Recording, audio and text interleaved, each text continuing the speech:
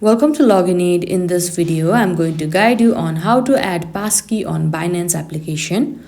For that, make sure you get the application and you're logged into your account. Now at this home page, at the top left, you can see Binance icon. Simply tap on that. And here you can simply tap on your name icon.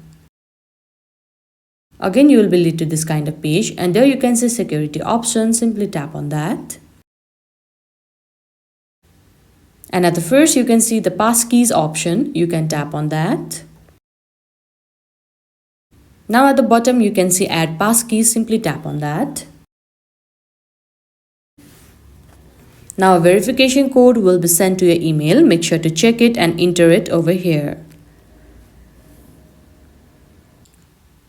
Now this kind of box will pop up. Simply tap on autofill and passwords. After that, you need to go through some process where you need to enable the both biometric or PIN number of your phone. And after that, the passkey will be added in your Binance account.